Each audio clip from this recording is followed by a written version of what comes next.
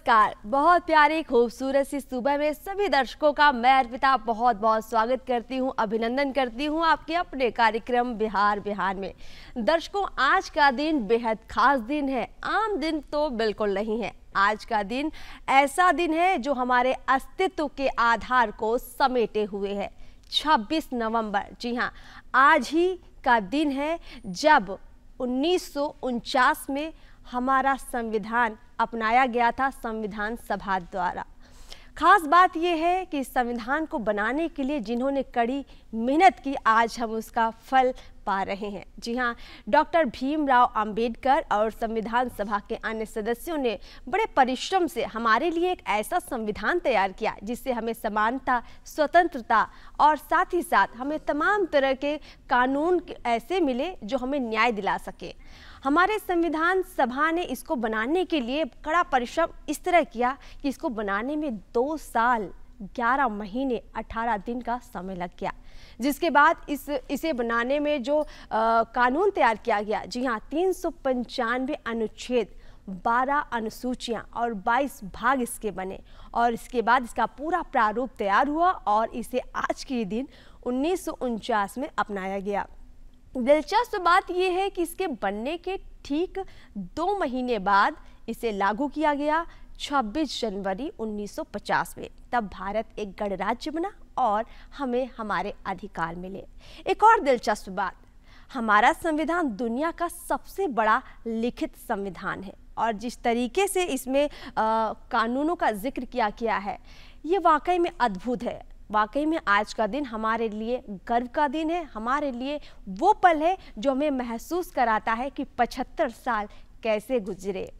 आज हमारा देश 75 सालों में कितना आगे बढ़ चुका है और इसीलिए संविधान को लेकर हमें जागरूक भी होना चाहिए।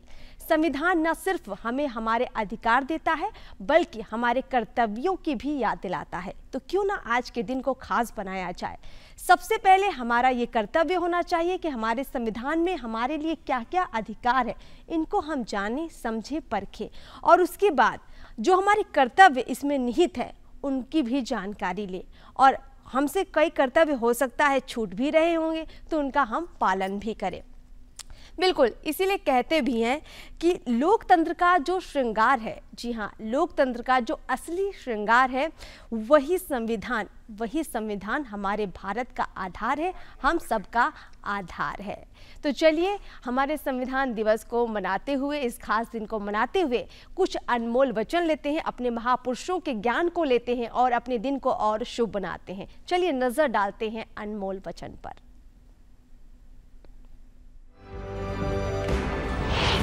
हमें ऐसी शिक्षा चाहिए जिससे चरित्र का निर्माण हो, मन की शक्ति बढ़े, बुद्धि का विकास हो और मनुष्य अपने पैर पर खड़ा हो सके। स्वामी विवेकानंद। लेकिन आज के दिन मैं एक बात और आपसे कहना चाहूँगी दर्शकों, हमारे भारतीय संस्कृति का अटूट हिस्सा है हमारे संस्कार। जी हाँ, हमारे संस्कार हमें बताते हैं कि हमें हमारे दिन की शुरुआत कैसे करनी चाहिए, हमें दिन भर अपने बड़ों के साथ कैसे पेश आना चाहिए। तो दिन की शुरुआत में जो बातें हमारे बड़े बुजुर्गों ने हमें सिखाई हैं, जो मेरी माता ने मुझे सिखाई है, वही बातें मैं आपसे करना चाहूँगी। जी हाँ, सुबह उठते ही मेरी माता कहती थी कि आप दोनों हाथों को जोड़िए और एक मंत्र दोहराइए, कराग्रे वस्ते लक्ष्मी, कर मध्य सरस्वती, कर मूले गोविंदम, कर प्रभाते दर्शनम। यानी अपने हाथ में ही सभी ईश्वर के दर्शन कीजिए और उनको माथे पर लगाइए, चूमिए और नमन कीजिए और उनका शुक्रिया अदा कीजिए कि इतना अनमोल जीवन, इतना सुंदर जीवन उन्होंने आपको दिया। जी हाँ, तो कहीं ना कहीं ये बात मेरे मन में बैठ गई और मुझे एहसास हुआ कि हमारा दिन जब हम ईश्वर की आराधना के साथ शुरू करते हैं तो बहुत खूबसूरत होता है, आनंददायक होता है। तो बिहार बिहार में भी हम कुछ ऐसी ही शुरुआत करने वाले हैं। जी हाँ, हमारे साथ आज खास मेहमान मौजूद हैं। जी हाँ, चक्रपाणी मिश्रा जी, जिनका नाम देवेंद्र मिश्रा भी है और इसी नाम से ये काफ़ी फेमस भी हैं। गायक हैं और अपनी गायकी का जो इनका अनुभव है लगभग 30-35 सालों से है। तो इनका स्वागत करते हैं बिहार बिहार में। बहुत बहुत स्वागत है आपका चक्रपाणी जी हमारे कार्यक्रम में। बहुत बहुत धन्यवाद। तो जैसा हमने कहा कि हमारे दर्शकों की दिन की शुरुआत क्यों ना एक भजन से करें, श्री गणेश करते हैं और आपकी मधुर आवाज का आनंद लेते हैं। बिल्कुल बिल्कुल बिल्कुल।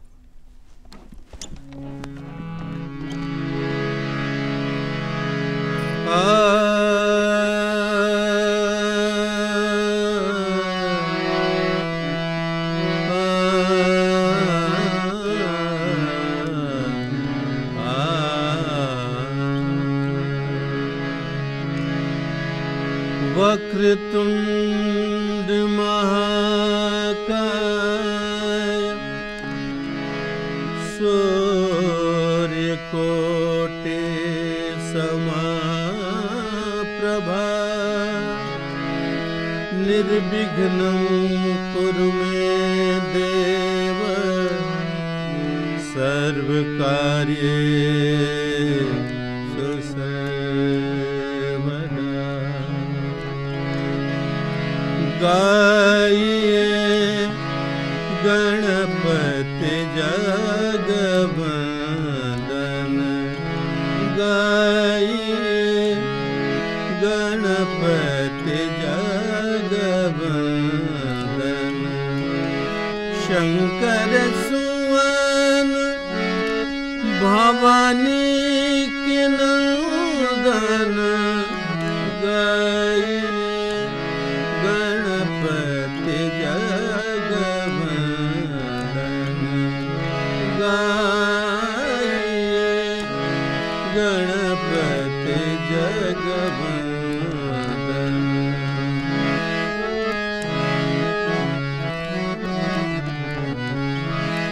मोदक प्रिय मुद मंगल दाता, मोदक प्रिय मुद मंगल दाता।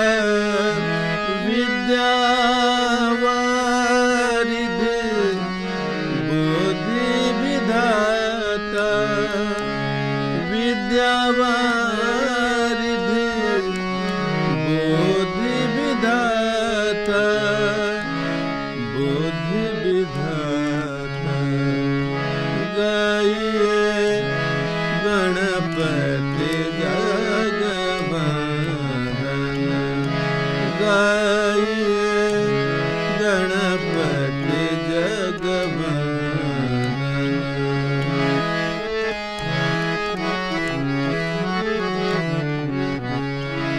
सिद्धि सदन गज बदन विनायक, तुम हो प्रभु सुंदर फलदायक। तुम हो प्रभु सुंदर फलदायक। गाइए गणपति जगवंदन,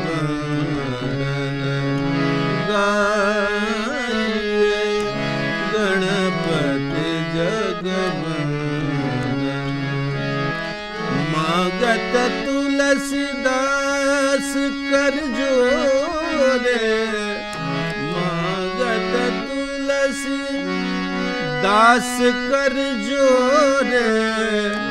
बसहु राम सिय मानस मोरे, बसहु राम सिय मानस मोरे, मानस मोरे।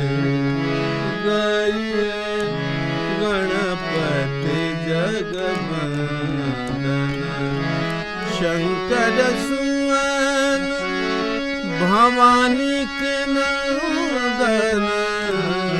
गाइए गणपति जगवंदन, गाइए गणपति जगवंदन। क्या बात है, बहुत खूब, बहुत खूब। श्री गणेश की वंदना के साथ ये जो अद्भुत शुरुआत आपने की है, हमें उम्मीद है कि हमारे दर्शकों को बहुत आनंद आया होगा। चक्रपाणी जी, हर किसी के जीवन का एक चैप्टर होता है और जो हम आपकी गायकी को सुन रहे हैं इसका भी एक ज़रूर खूबसूरत चैप्टर होगा। हम ज़रूर आपसे जानना चाहेंगे इसकी शुरुआत कब हुई, पहली कलम से पहला अक्षर क्या लिखा आपने अपनी गायकी का? जी, असल में हमारे जो पिताजी थे उनको संगीत के शौक़ थे, तो बचपन में प्रारंभिक गुरु हमारे वहीं रहे, उन्हीं से हमको प्रेरणा मिली। हम सिवान के एक छोटे से गांव के रहने वाले हैं। वहाँ उस समय कोई वैसे गुरु तो मिलते नहीं थे, बड़ी मुश्किल से हम लोगों ने संघर्ष किया, जहाँ तहाँ से सीखा। फिर बाद में मैंने पंडित राम प्रकाश मिश्रा से, जो कि बिहार ही नहीं इस देश के बहुत सुप्रसिद्ध गायक हैं, उनसे मैंने संगीत की तालीम ली, शिक्षा ली, और ऐसे ही फिर जर्नी चलते रहा।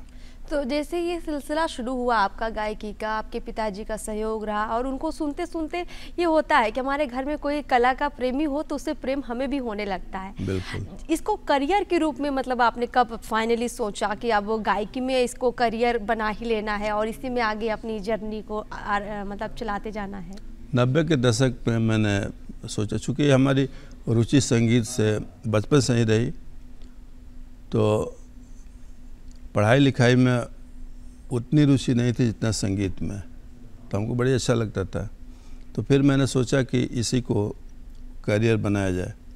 फिर मैंने प्रवीण किया, प्रभाकर किया संगीत से, और फिर मैं तो अभी संगीत शिक्षक भी हूँ, और पूरे बिहार में घूम घूम कर गाता भी हूँ, स्टेज शो भी करता हूँ। बिल्कुल, आपके अनुभव के बारे में हम और बातचीत करेंगे चक्रपाणी जी, लेकिन अगर आप हमारे दर्शकों को और हमें एक और भजन से आनंदमय कर दें तो ये माहौल खुशनुमा बना रहेगा। बिल्कुल बिल्कुल बिल्कुल बिल्कुल। एक बीरा की भजन मैं प्रस्तुत कर रहा हूँ। जरूर।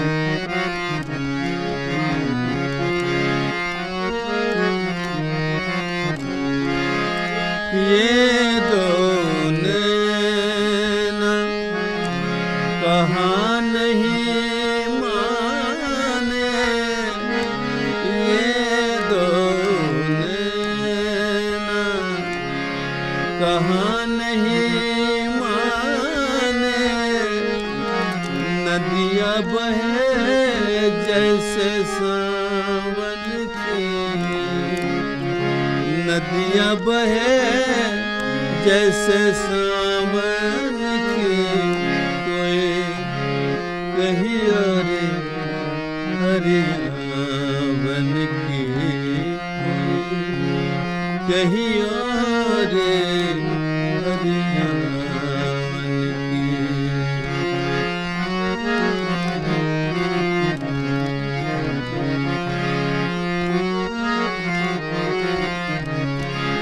कहाँ कहूँ कछु बस नहीं मेरा, कहाँ कहूँ कछु बस नहीं मेरा,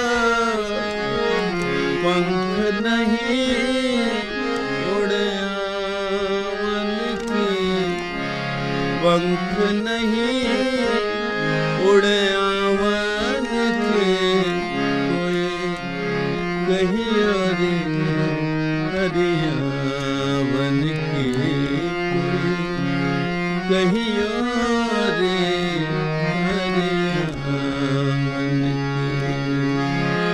मीरा कहे प्रभु कब रे मिलोगे,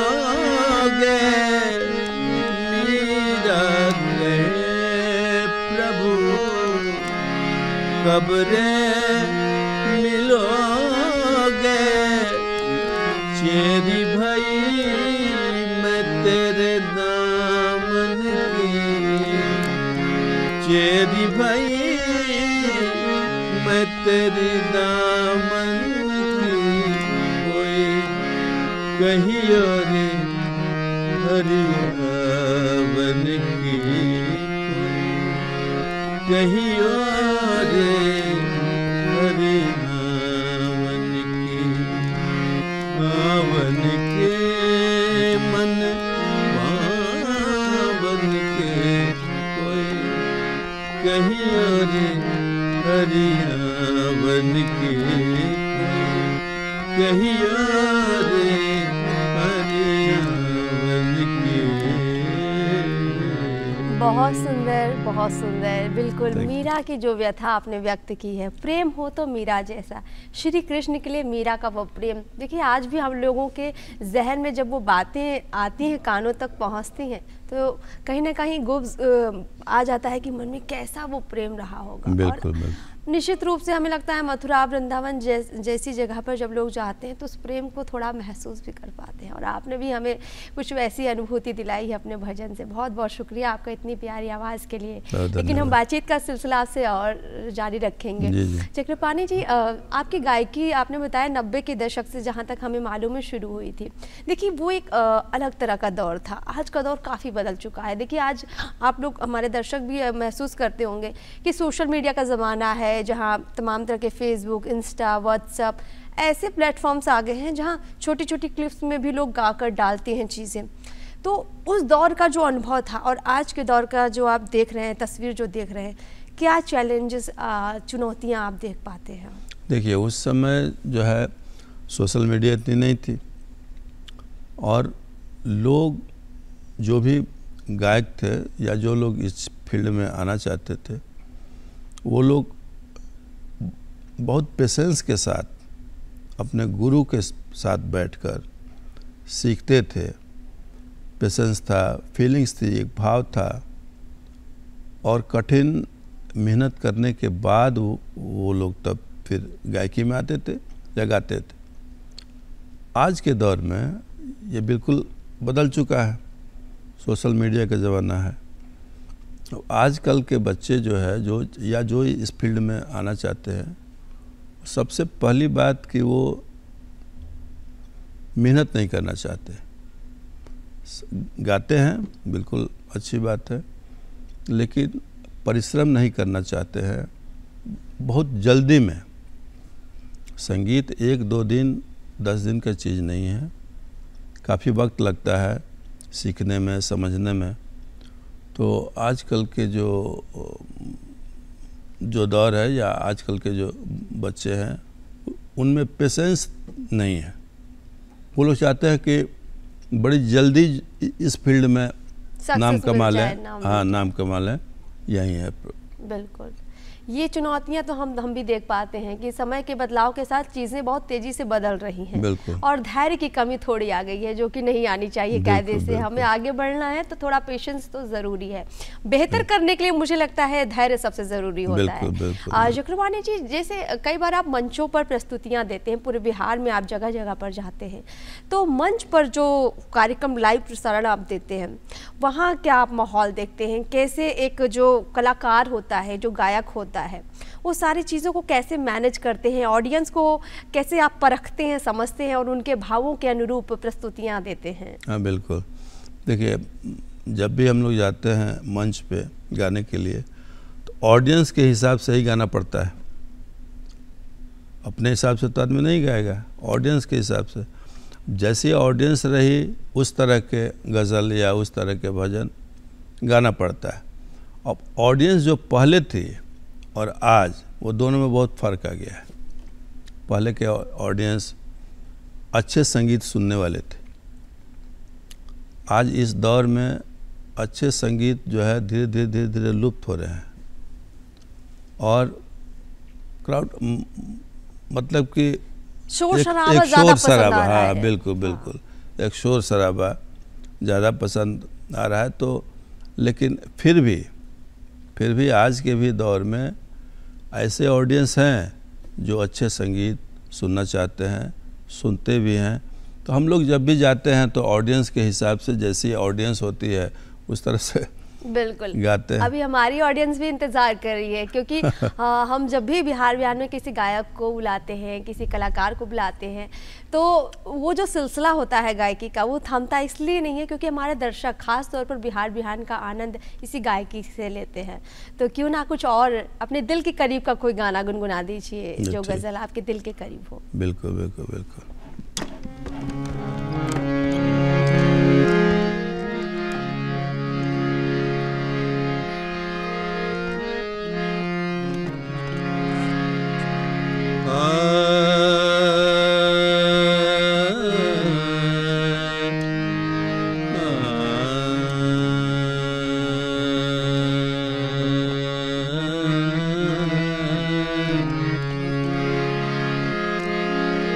दूसरा फैसला नहीं होता, दूसरा फैसला नहीं होता।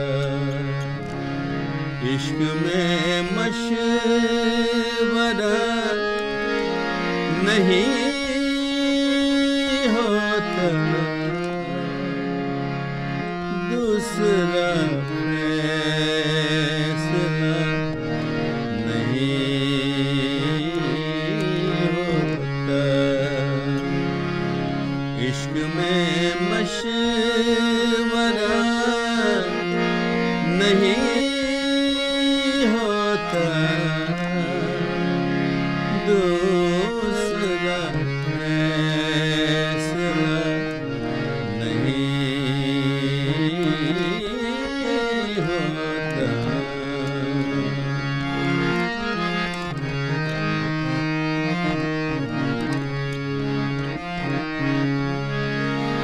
खुद ही सौ रास्ते निकलते हैं, खुद ही सौ रास्ते निकलते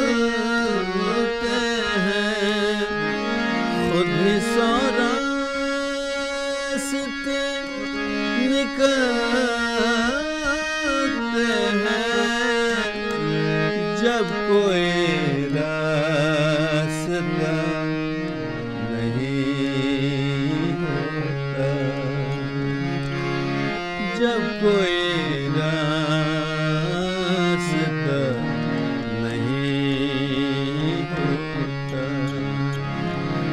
इश्क में मशवरा नहीं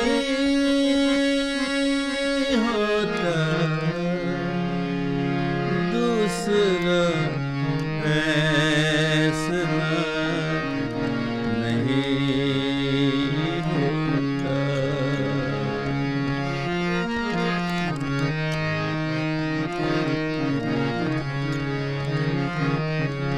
इश्क में मशवरा नहीं होता, दूसरा फैसला नहीं होता। क्या बात है, आपकी गज़ल गायकी का तो कोई जवाब ही नहीं है। और इस प्यारी सी आवाज़ को सुनकर कहीं ना कहीं मेरा मन तो रोमांचित हुआ ही है, हमारे दर्शकों का भी ज़रूर रोमांचित हुआ होगा।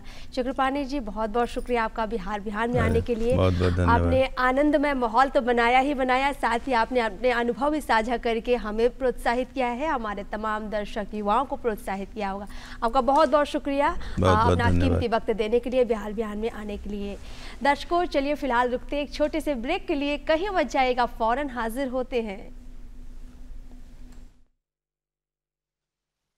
सृजन के संसार की बात, शामिल मेरे ही अपने, मेरी तबाही में स्थापित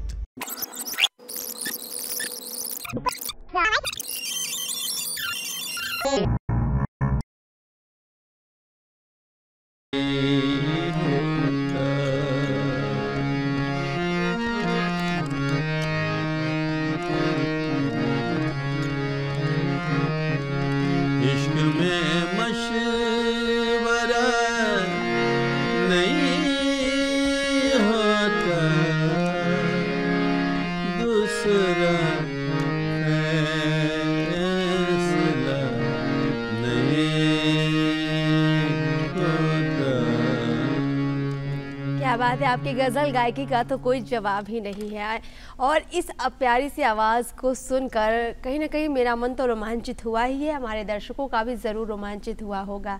चक्रपाणी जी, बहुत बहुत शुक्रिया आपका बिहार में आने के लिए। बहुत बहुत धन्यवाद। आपने आनंदमय माहौल तो बनाया ही बनाया, साथ ही आपने अपने अनुभव भी साझा करके हमें प्रोत्साहित किया है, हमारे तमाम दर्शक युवाओं को प्रोत्साहित किया होगा।